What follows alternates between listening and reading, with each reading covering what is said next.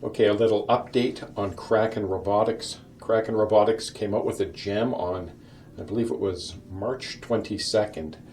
They came out with this, a preliminary short form base shelf prospectus looking to raise $65 million through either common shares or any of these.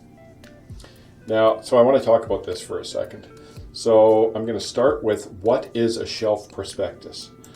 And this is it. A shelf prospectus is a type of prospectus that allows a single short form prospectus to be filed on CEDAR where the issuer has no present intention to immediately sell all of the securities being qualified. So it's not like they're raising this money for anything absolutely immediately. If they raise the money, I think there's an if here too. They may choose to not raise the money. A primary advantage of a shelf prospectus is that an issuer fulfills all the qualification related procedures beforehand so that it can offer securities quickly when funds are needed or when market conditions are more favorable. Now, there is a limit on this. It's a 25-month period. So if they've done nothing within 25 months, this is just simply canceled. Okay, so that's what a short form prospectus is. So there is a chance that this doesn't get triggered or executed. Now, I want to look at this. Cash flow from operate. Now, we know a few things about Kraken. They've signed a few big contracts lately. You know, maybe they need funds to finance the business, finance the growth of the business. That seems to be rather reasonable, but let's look at cash flow from operations. In 2018, it was negative 6.5 million.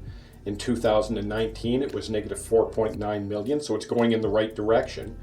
In 2020, well, the first quarter was positive, the second quarter was positive, the third quarter was slightly negative, and we don't know about the fourth quarter.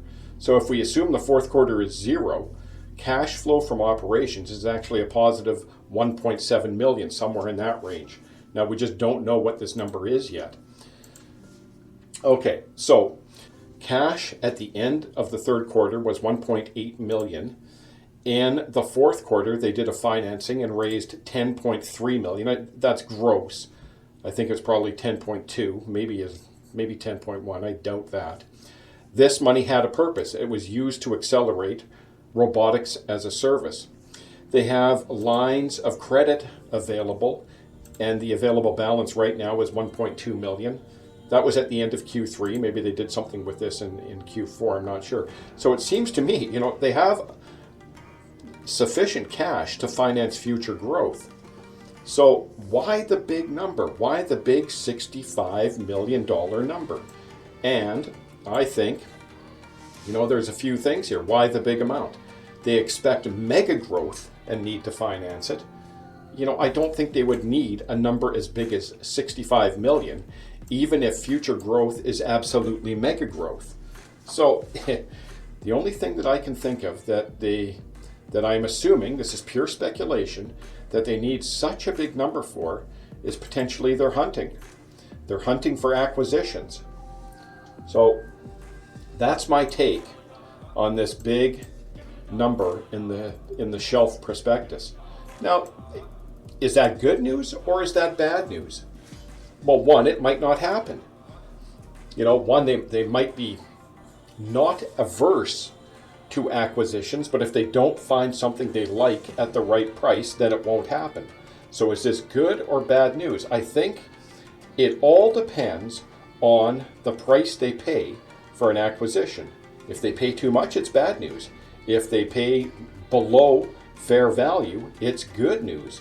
So that's my take on the shelf prospectus, and I think it might end up being nothing if they don't find a use for the money. I should say this. Here's what, in the prospectus, it has use of proceeds. Here's what they say. Unless otherwise indicated in the applicable prospectus supplement, the company intends to use the net proceeds from the sale of securities for working capital requirements. I sure don't think they need $65 million for working capital requirements, or for other general corporate purposes. An acquisition falls within the definition of other general corporate purposes. So that's my take. We might see an acquisition within the next 25-month period, and if they acquire a company at a great price, it's fantastic news. If they pay too much for an acquisition, it's bad news.